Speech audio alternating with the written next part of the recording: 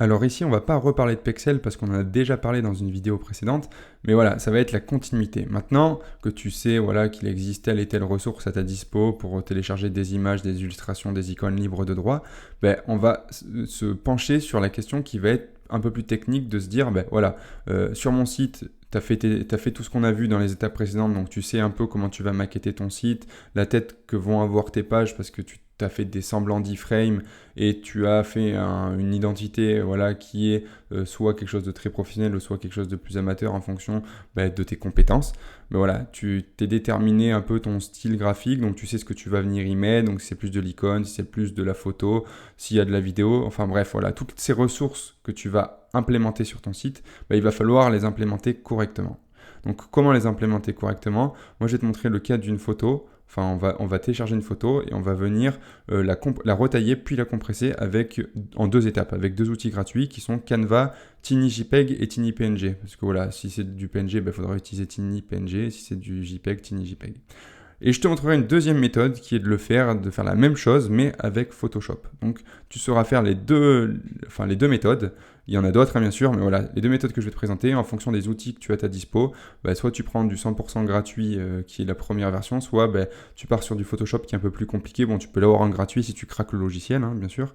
Mais voilà, au moins tu sauras faire les deux. Une qui est plus simple, l'autre qui est un peu plus compliquée, mais une qui est plus rapide et l'autre qui est un peu plus lente. Donc la première va être un peu plus lente.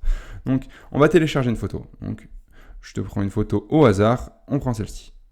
Donc là je l'ai téléchargée, très bien. Mais je n'ai pas vu la dimension, je voulais te montrer. Voilà, on prend une dimension très très très grande, donc du 3000 x 4000, ce qui est vraiment très grand. Donc elle est ici. Tu peux voir que cette photo, si je te la montre, hop, je vais fermer Photoshop en attendant. Si je la mets sur mon bureau, juste pour te montrer, hop, je viens voir, en fait, je viens lire les informations du média, et là, je peux voir son poids. Elle fait 2,7 MO. Alors 2,7 MO, autant dire que ça doit être à peu près le poids de ta page finale, d'une page web. Et encore à 2,7 MO, tu peux faire un effort pour que ce soit plus léger. C'est déjà un petit peu lourd en termes de page. Donc voilà, je te laisse imaginer si tu insères que des médias de cette taille-là et de ce poids-ci au sein de ton site, la locomotive que tu vas avoir. Franchement, ton site, il va exploser. Donc ce qu'il faut faire, c'est que une fois que tu l'as téléchargée, ok, c'est très bien, elle est jolie, on peut la regarder. Si je clique dessus, c'est sûr qu'elle va être quali. Je peux zoomer, voilà, elle pixelise pas du tout. Mais est-ce qu'on a besoin de ça? Non, parce que voilà, un format web, on va pas afficher l'image dans cette taille, par exemple. Voilà, il n'y a aucun intérêt. Donc, ce qu'on va faire, c'est que là, je vais fermer ça. Hop, je vais la fermer.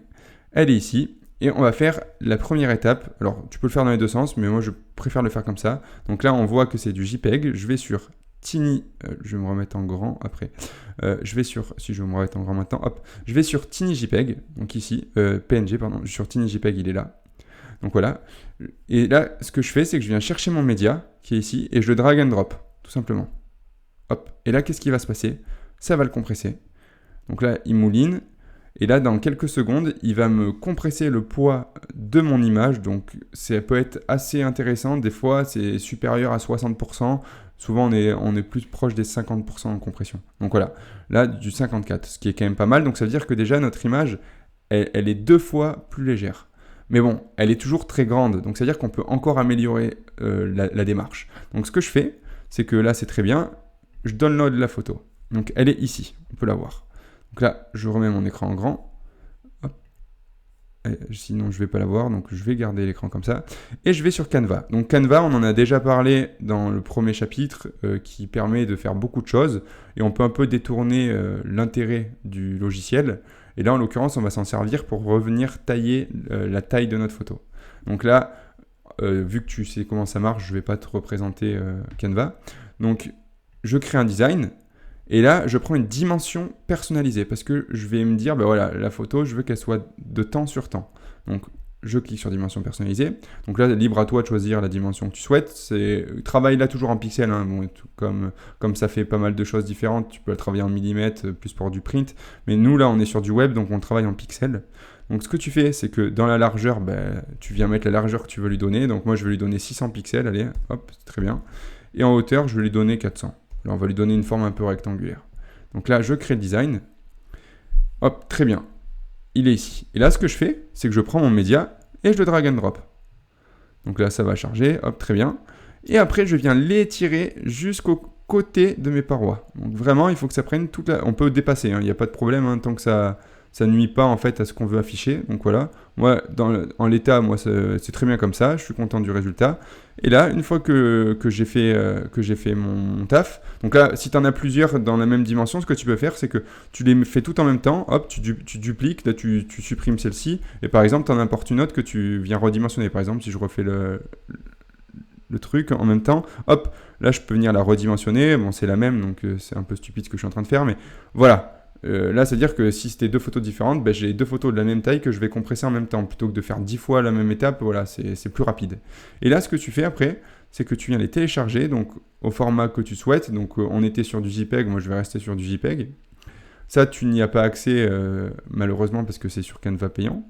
Et ensuite, ici, ben, bon, si tu veux toutes tes images, tu sélectionnes tout. Mais moi, je vais me dire, voilà, je veux que la première image, je fais terminer et je la télécharge. Et là, ce qui va se passer, c'est que, bon, voilà, comme tout, ça va se télécharger. Je vais la voir en accès ici. Et là, je vais te la mettre sur mon bureau. Et on va venir voir la différence. Donc là, je fais lire les informations. Je clique dessus. Et là, on peut voir qu'elle fait 64 KO. Alors, si je la mets en comparaison, voilà, hop, je vais juste la remettre. Si je la mets en comparaison avec l'ancienne, celle-ci, donc qui était, rappelle-toi bien, de presque 20 fois plus lourde, même plus de 20 fois plus lourde, 30 fois quasiment, lire les informations. Ici. Alors, ok, c'est pas les mêmes dimensions, c'est plus la même qualité non plus d'image. Si je clique sur l'image, ben voilà, là je peux plus non plus étirer au maximum parce qu'elle va vite pixeliser, mais en l'occurrence, elle est légère et elle suffit largement à ce que je veux faire. Par exemple, si je veux la mettre sur un site avec du texte à côté, si je te prends un exemple... hop, ici, je vais venir t'ouvrir. On va aller sur Skills Builds. Hop, si je vais te prendre... Moi, c'est de l'illustration, mais juste que tu comprennes. Si je te prends un exemple de cette illustration-ci, là, elle doit faire du 600 sur du 450, celle-ci, un peu. Donc, ça veut dire que voilà, ça reste quand même une taille assez correcte. Et t'as pas besoin d'avoir un truc qui va pouvoir être étiré à l'infini, parce que personne va venir voir ton site sur un écran de 10 mètres sur 15, quoi. Enfin, voilà. Donc, il faut savoir que ton site, il va être beaucoup consulté, essentiellement même en mobile. Il y aura un peu desktop, un peu de tablette. Donc, ce qui veut dire que t'as pas besoin d'avoir des dimensions folles dans tes médias. Donc, ça, très important. Donc, fais-le, pense-y. En double temps, donc tu peux même te créer ce que je te conseille de faire, c'est que tu te crées des modèles, enfin en termes de dimensions, mettons en fonction de tes pages, je ne sais pas trop la nature de ton site, combien de pages il va faire, mais tu te crées par exemple 3 gabarits de taille d'image, après tu viens juste les uploader dans ton Canva et tu télécharges tout en même temps, ce qui fait que tu n'as pas à faire des allées et venues incessants, et c'est plus simple, c'est plus rapide, et au moins tu seras plus focus, une tâche en même temps. Une fois que tu as exporté tous tes médias, tu te fais une bibliothèque de médias et tu viens les mettre dans ton WordPress et tu travailles ton site comme ça. Je trouve que c'est plus pratique de le faire dans ce sens-là, plutôt que de faire un média, construire un peu son site, puis revenir, remettre un média. Enfin non, tu fais tous tes médias d'un coup, après ça pourrait évoluer en fonction des photos, si tu veux en rajouter, si tu veux en enlever, bon, c'est pas grave, mais je pense que le plus simple, c'est de tout faire d'un coup. Ensuite, tu as la solution Photoshop, donc voilà, qui est plus simple parce que, enfin selon moi, parce que c'est qu'une seule étape. Donc ce qui fait que on va reprendre la photo qui est très lourde, qui est ici. Là, je la drag and drop dans mon Photoshop, qui va venir me l'ouvrir. OK. Et là, il y a plusieurs façons de le faire. Moi, je te montre juste une façon qui est l'export pour le web. Après, j'aurais pu venir choisir ma dimension directement.